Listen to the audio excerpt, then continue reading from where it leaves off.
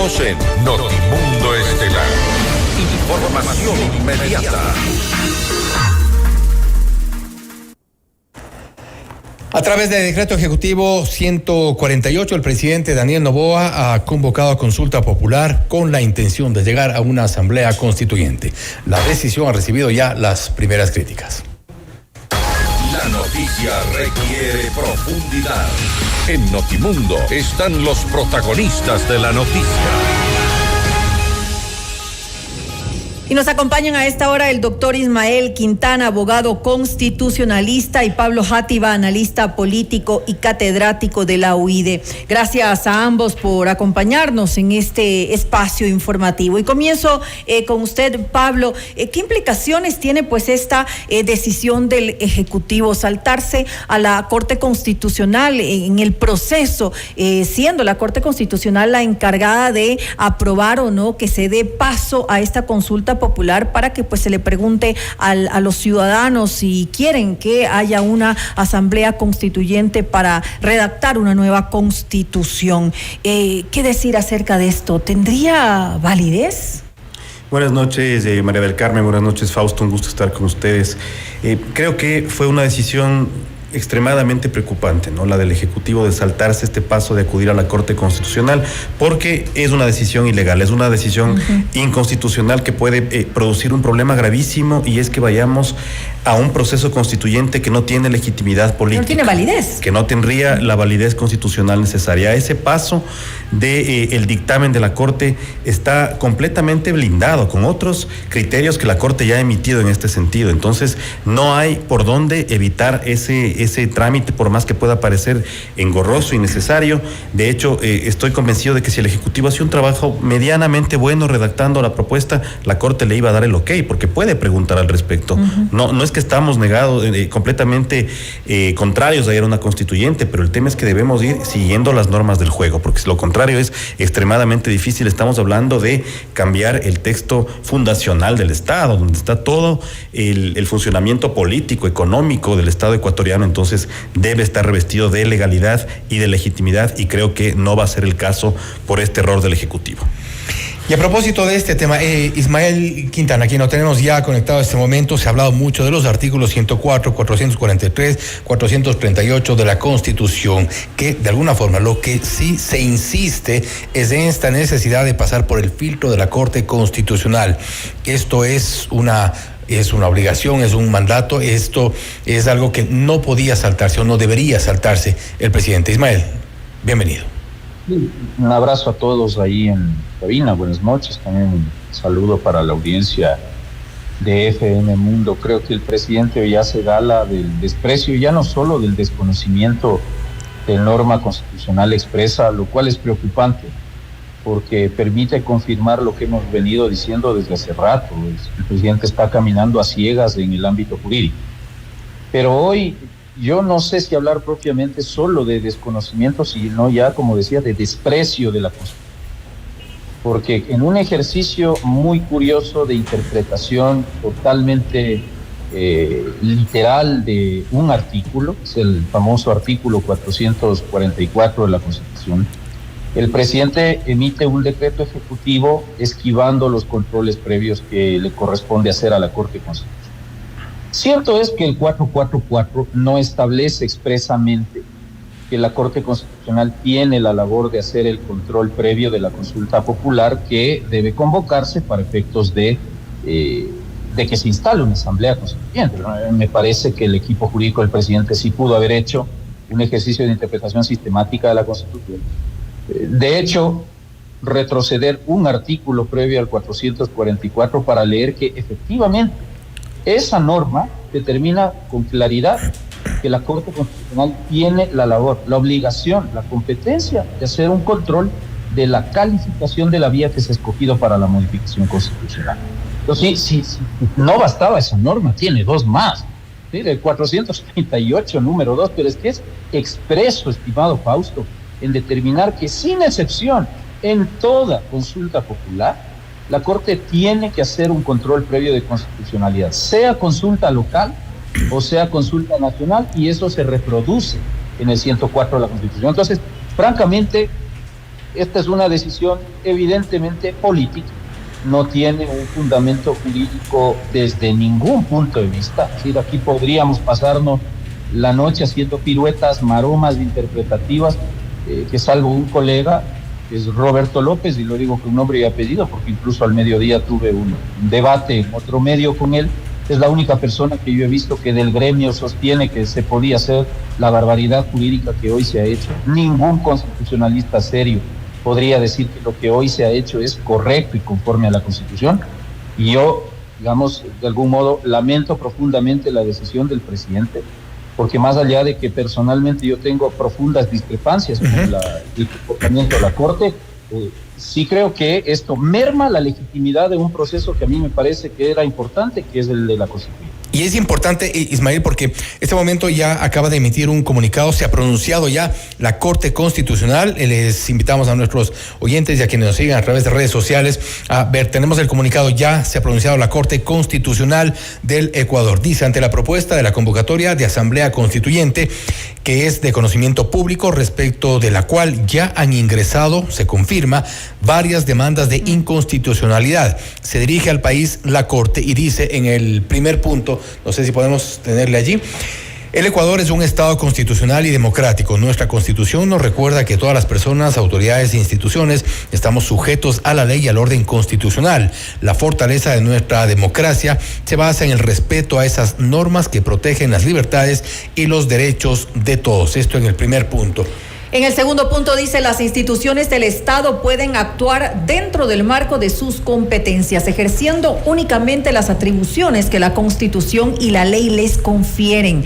Este principio que protege a la ciudadanía frente a decisiones arbitrarias es un pilar esencial de nuestro Estado de Derecho.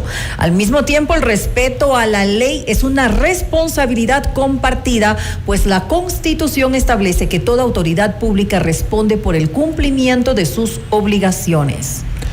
Y a propósito de esto, de lo que confirma la Corte Constitucional, se habrían ingresado ya demandas de inconstitucionalidad. Sabemos de 3 de ellas que fueron presentadas por abogados en libre ejercicio. Se trata de Juan Cárdenas y Fuentes, Fabricio Palquibay y Alejandro Ponce Villasís. Son las 3 demandas de inconstitucionalidad que se han presentado hasta el momento ante la Corte Constitucional, lo que ha confirmado la Corte. En este sentido, dice la Corte, reafirma su compromiso de proteger los derechos de todos los ciudadanos y de garantizar la vigencia del orden constitucional. Vamos, todavía faltaba el numeral 3 que dice, la Corte Constitucional cumple un rol de garante de la norma suprema como máximo órgano de interpretación y control constitucional. Tiene el deber de velar para que la Constitución se respete en cada acto del poder público. Sus decisiones y precedentes son vinculantes y de obligatorio cumplimiento. Ningún órgano puede desconocer los mecanismos constitucionales. La Corte asegura la participación ciudadana y respeta las iniciativas de modificación constitucional con todas sus garantías. Su rol es velar con independencia que toda propuesta de modificación constitucional se ajuste a los procedimientos previstos en nuestro sistema jurídico. Y cierra con esto el comunicado de la Corte Constitucional. En este sentido, dice en la parte final, hace un llamado a la prudencia y exhorta a las autoridades, actores políticos y sociales a conducir sus actuaciones dentro de la institucionalidad por el bien de nuestro país. Una respuesta que ha sido ya pública en este momento. Queremos la reacción. Se ha pronunciado la Corte, algo que se esperaba ya desde cerca de este mediodía, cuando se conoció del decreto 148. Pablo. Es correcta la postura de la Corte Constitucional. El máximo deber que tiene es el de proteger los derechos de los ciudadanos, de hacer cumplir la Constitución, de alguna manera de ser el garante de que... Es la ley suprema, además. Esas normas sean cumplidas. Si no hace esto la Corte, significa que estamos en un momento autoritario, ¿no es cierto? Donde solamente tiene uno todos los poderes y puede hacer lo que le plazca. Ahora, es un poco contradictorio, ¿no? Porque justamente estábamos hablando de algunas de las palabras que dio el presidente Daniel Noboa en un evento en la provincia de Bolívar. Y él, defendiendo la constituyente, dijo que este paso servirá para fortalecer la institucionalidad del país. Sin embargo, con esto que se está haciendo, no se defiende la institucionalidad, sino que es todo lo contrario, Ismael. Bueno, sí, lamentablemente, porque se entendería que el presidente de la República tiene conocimiento, de hecho es su deber constitucional primero respetar y hacer respetar la Constitución. Resulta que hoy lo que menos ha hecho es eso. Así que la posición de la Corte en ese sentido es clarísima, es una posición institucional en defensa de la Constitución y a la cual debemos sumarnos, creo que todos. Evidentemente en manos de la Corte ya hay, como decía Fausto, 3 demandas. Creo que la Corte tiene la obligación, de hecho pienso que deberían estar sesionando ya los tribunales de sala de admisión, porque la obligación de la Corte sería darle una respuesta al país esta misma noche, aceptando a trámite las demandas de inconstitucionalidad y suspendiendo provisionalmente los efectos del decreto ejecutivo 148, porque personalmente yo no tengo ninguna garantía y seguridad de lo que en otra vereda va a ser el Consejo Nacional Electoral. De lo que he visto en redes sociales, aparentemente tiene prevista una sesión plenaria esta noche. Se especula que ya declararían iniciado el periodo electoral, lo cual sería gravísimo, porque el Consejo Nacional Electoral tiene una prohibición expresa en el 184 del Código de la Democracia. No podría convocar a una consulta popular sin verificar la existencia no solo del decreto, que lo tiene, sino del dictamen previo de la Corte Constitucional. Así que en este sentido creo que la Corte, más allá del comunicado, que creo que es un acuerdo entre nosotros y entre los oyentes, lo respaldamos, pero creo que la Corte tiene ahora sí que hacer sentir la posibilidad de respeto, no a sus potestades, sino a la Constitución, que es la que le impone los límites al presidente de la República como a cualquier ciudadano y funcionario. Y si bien se advierte cuál podría ser la posición del Consejo Nacional Electoral, tomando en cuenta cuál ha sido su accionar respecto de las peticiones, las necesidades incluso del gobierno del presidente Noboa, queda una probabilidad, y eso sí se ha establecido, y es que eventualmente el propio Consejo Nacional Electoral diga al presidente, le exija que pase esto por el filtro, el control de la Corte Constitucional. Pablo. Un Consejo Nacional independiente y responsable debería devolverle a la Corte para que dé su dictamen al respecto. Y si es que en el Consejo Nacional hay análisis jurídico por parte de los consejeros y de la presidencia, de la presidenta Tamaint, esto debería ser devuelto a la Corte para que la Corte emita un criterio. El Consejo no puede ser tan irresponsable de permitir que vayamos a un proceso constituyente que no tiene legitimidad ni política ni jurídica y nos va a meter en el país en un conflicto aún mayor del que ya vivimos, la polarización. Todos los conflictos políticos que en este momento ya están sobre la mesa se van a complicar más, porque ¿qué es lo que nos van a decir? Esa Constitución no fue hecha por todas, esa es la Constitución de Noboa, ¿no es cierto? Entonces vamos a caminar nuevamente en un círculo vicioso de quién va a poner una Constitución que represente a todos, ¿no? Entonces el CNE, como máximo árbitro electoral, su máxima responsabilidad debería ser en este momento cumplir la Constitución, acordarse de que sí, el dictamen es una obligación y devolverle a la Corte Constitucional. Ahora, también lo decía hace un momento, se va a decir en un futuro, esa es la Constitución del gobierno de Daniel Noboa, porque esa es otra gran interrogante. ¿Quiénes van a escribir esa Constitución? ¿Cómo van a ser designados? ¿Se lo va a hacer de forma democrática o no? Es correcto, y vale la pena regresar a ver lo que pasó en Chile. El ejemplo chileno, cuando el presidente Boric llama a la constituyente, ¿no es cierto? Querían salir de la constitución de Pinochet, llama a constituyente, vamos a ver el enredo que tuvieron, jurídico, político, ganó el no, luego Boric tuvo que hacer una nueva llamada a referéndum porque no sabían cuál constitución es la que estaba vigente, en el limbo político y jurídico durante meses, ¿no? Chile, un país con instituciones fuertes, fue muy golpeado por esta situación, pudo soportarlo. Imaginémonos lo que le vamos a hacer en el Ecuador. Por supuesto, ¿qué va a pasar con inversión extranjera, por ejemplo? Pero con resultados gravísimos. Exactamente, todo se va a parar. Vamos a estar ahí en un limbo, como le decía, hasta que los iluminados que están redactando la Constitución, que puede ser cualquiera, ya hemos visto quiénes son los candidatos asambleístas y la representación que tenemos en el legislativo, ¿no? ¿Qué texto va a salir? Acordémonos que en 2008, cuando hacíamos la Constitución vigente, hubo un momento en el que discutían si debe estar el cóndor o el cuy en el escudo nacional, pues. Nada nos garantiza que volvamos a esas discusiones completamente inútiles para el país. Absurdas. El presidente Noboa no nos está diciendo sobre este proyecto discutamos, ataquemos el hiperpresidencialismo, bajémonos del Consejo de Participación Ciudadana, no el modelo económico. Tampoco. No hay claridad, es algo que manda de un día para el otro, que parecería improvisado y es de altísimo riesgo entrar a un proceso de estos en estas condiciones. Ahora, en las primeras horas de la mañana, cuando todavía no se conocía, pero ya se advertía que podía llegar este decreto ejecutivo, al menos de esta intención de irse en línea directa el presidente Noboa a través del Consejo Nacional Electoral, varios analistas constitucionalistas opinaban sobre lo que podría ser. Rafael Ollarte, uno de ellos, decía: se avisoran tiempos oscuros si es que esto realmente ocurre. Ismael, hemos centrado, se ha confirmado lo que se preveía para las primeras horas de la mañana, hoy es un hecho. ¿Y cuál es la situación? Este limbo que podemos advertir podría ocurrir ya con una constitución, con una constituyente, con una intención de refundar el Estado, ¿no estamos ya viviéndolo en los primeros capítulos?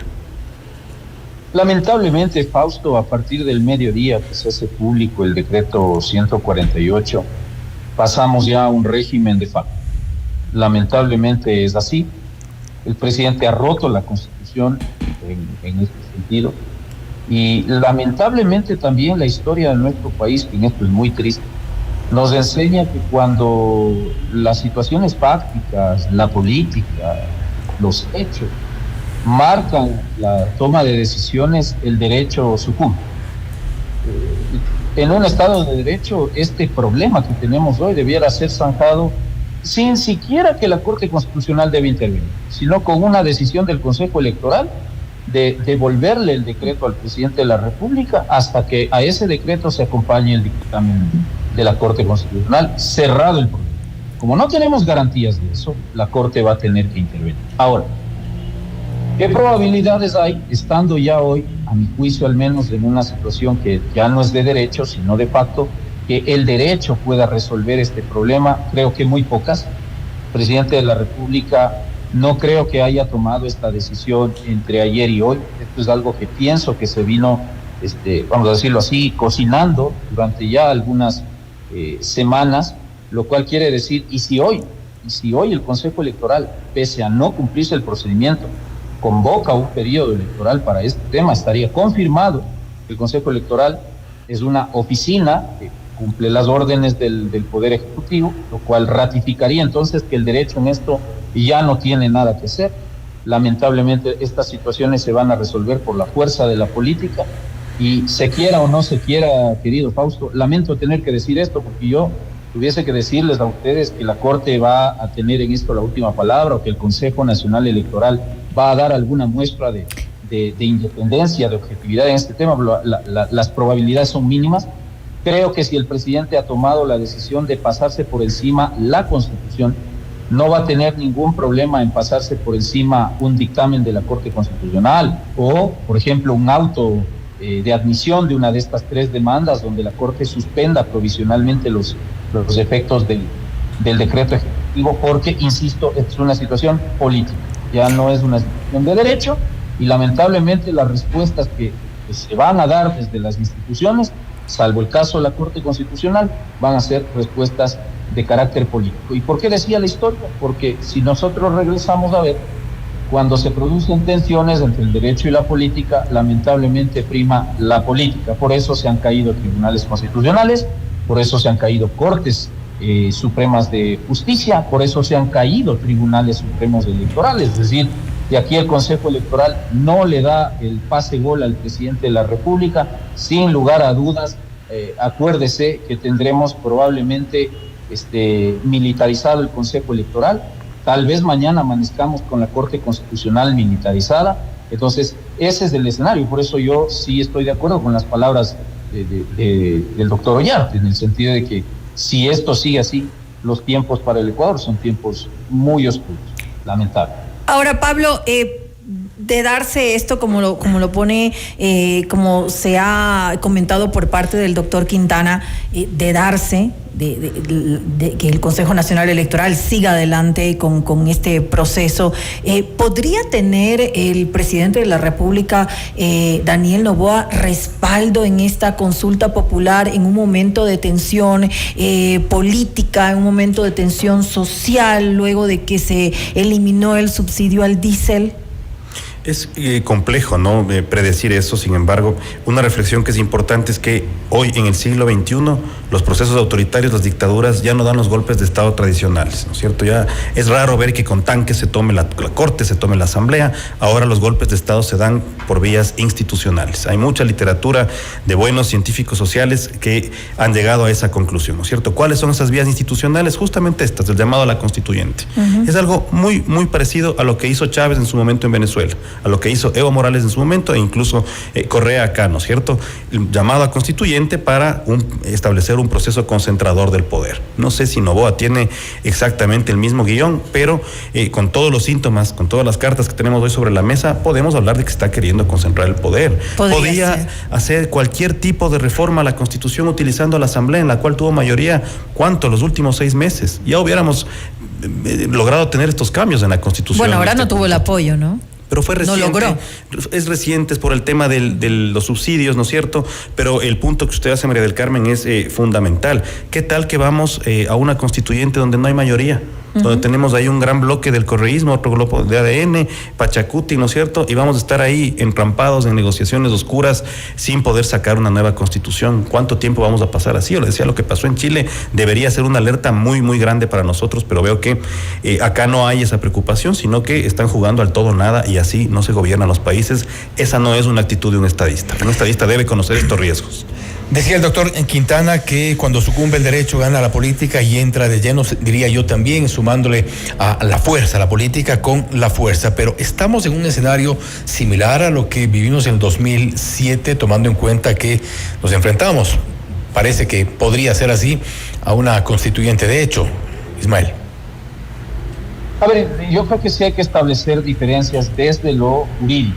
Probablemente el análisis político que se pueda hacer del proceso 2007-2008 tenga algunos ribetes también de autoritarismo, sin lugar a dudas. Hablamos de una constituyente que llegó y en la primera decisión que tomó, que se llamaban los famosos mandatos, se declaró de plenos poderes y todos sabemos la historia. Se nombró fiscal, se nombró contralor, se tumbó cortes, se tumbó tribunales, hicieron todo menos lo que debían hacer, que es un proyecto de constitución. Pero desde lo jurídico sí hay una diferencia, porque veo que de algún modo la gente que está upando la decisión del presidente Noboa dice, pero ¿cómo? Pues si Correa en 2007 llegó e hizo lo mismo, ¿acaso que el presidente Correa pasó por el Tribunal Constitucional? Lo que pasa es que la Constitución 98, a diferencia de la actual, no le entregaba al Tribunal Constitucional ninguna competencia de control de constitucionalidad en materia de consultas populares. El Tribunal Constitucional no opinaba, es decir, ahí sí, evidentemente el presidente firmaba el decreto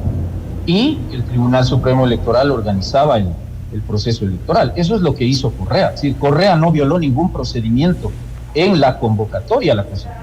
Lo que pasa es que Correa utilizó la Constituyente para hacer lo que clásicamente ha pasado en Ecuador y a nivel comparado, que decía Pablo, concentrar ese fue el problema de la Constituyente de Montecristi, pero acá no, pues acá hay una Constitución que, a diferencia de la del 98, lo que quedó claro, le entrega a la Corte Constitucional una competencia absolutamente clara de control previo en todas las consultas populares.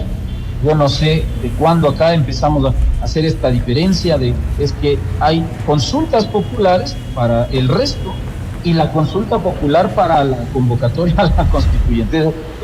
Esa clasificación sí, yo no me la conocía. Entonces, sí hay diferencias jurídicas y eso hace que no podamos desde esa vista comparar lo que pasó en 2007 con lo que está pasando ahora en 2025, donde la Corte, insisto, sí tiene posibilidades y facultades, sobre todo, de hacer esta clase de controles. Ahora, ya veníamos evidenciando, doctor Quintana, hace tiempo esta pugna evidente entre pues el Ejecutivo y la Corte Constitucional. ¿De alguna manera no se presionó para llegar a este punto, esta respuesta del Ejecutivo de saltarse a la Corte Constitucional? A ver, esa es una respuesta ya no jurídica, esa es una respuesta política. Y de alguna medida sí, porque la Corte se dedicó también, vamos a decirlo, por eso insisto, olvidándonos de la parte del derecho, ya desde el plano de lo político, sí tenemos también una Corte que en muchas ocasiones se ha dedicado a poner una serie de cortapisas, de requisitos que incluso no están previstos en la Constitución y en la ley para efectos de la convocatoria a los procesos constituyentes. Por ejemplo, esto de que usted me diga, si usted quiere convocar una constituyente, usted me tiene que traer a mí un escrito de fundamentación de vía, en el cual usted me tiene que explicar a mí por qué escoge esta vía en lugar de la reforma parcial y la enmienda, y me lo tiene que justificar desde lo económico, desde lo político, desde lo social y desde lo jurídico. Eso sí, no es una atribución que tiene la Corte Constitucional, porque la Corte, como cualquier órgano del poder público, es poder constituido, y la Corte no puede en ese sentido limitar el ejercicio del poder constituyente originario. Yo creo que ahí hay un error de concepto en los dictámenes de la Corte Constitucional. Por eso es que ustedes pueden ver que desde 2019 para acá hay 12 pronunciamientos sobre pretensiones de constituyente y todos han sido desestimados con esta clase de argumentos creados en la jurisprudencia de la Corte. Entonces, desde lo político me puedo explicar por qué el presidente toma esta decisión. Insisto, no la estoy justificando, pero sí, puedo tratar de entender que el presidente entiende que hay 12 pronunciamientos, todos negativos, es decir, que el panorama ante la Corte era desolador, que podíamos prever que además, como el gobierno ha venido acostumbrando a hacer mal las cosas, y planteo mal, la Corte me la va a negar, ¿cierto? Entonces, si hago mal el estatuto, si hago mal la pregunta, si hago mal los considerandos, pues la Corte ahora se fija en el punto y coma de todo lo que se escribe en una petición, lo cual a mí me parece excesivo. Entonces, como la Corte ha ido haciendo prácticamente imposible la convocatoria al ejercicio del poder constituyente, el presidente toma hoy una decisión política. ¿Cuál es la decisión? Esquivar el pronunciamiento de la Corte, porque entiendo que la mentalidad de los grandes pensadores del gobierno estará el hecho de decir, bueno, yo gano más lanzándome al agua, esquivando el pronunciamiento de la Corte y tratando de justificar este hecho, ¿no? De que como la norma no establece expresamente el control para la consulta de convocatoria constituyente, entonces puedo explicar de alguna manera, incluso ante la comunidad internacional, por qué he tomado esta decisión, a diferencia de lo que podría ocurrir si yo iba a la Corte, presentaba la petición, la Corte me la negaba y pese a esa negativa emitía el decreto de convocatoria a la consulta popular, en cuyo escenario habría sido mucho más complejo la convocatoria. Entonces, importante. Por ahí viene la... Importantes puntos de vista, doctor Quintana, también gracias nuevamente por su tiempo. Al doctor Pablo Játiva, también gracias por su tiempo y por haber estado con nosotros. Importante tener estos puntos de vista de quienes están muy de cerca, abogados constitucionalistas, hablando sobre esta propuesta de esta convocatoria, consulta popular para la instalación de una asamblea constituyente. Habrá que ver qué resuelve, qué decide el Consejo Nacional Electoral, que es donde creo que está hoy por hoy la expectativa. La Corte Constitucional ya se ha pronunciado a través de un comunicado en donde exhorta a las autoridades y actores políticos a conducir sus actuaciones según el texto dentro de la institucionalidad y por el bien de nuestro país. Esperamos del Consejo Nacional Electoral. Gracias nuevamente a los dos. Un abrazo, buenas noches. Buenas noches. Esto es Notimundo Estelar, siempre bien informados. Noticias, entrevistas, análisis e información.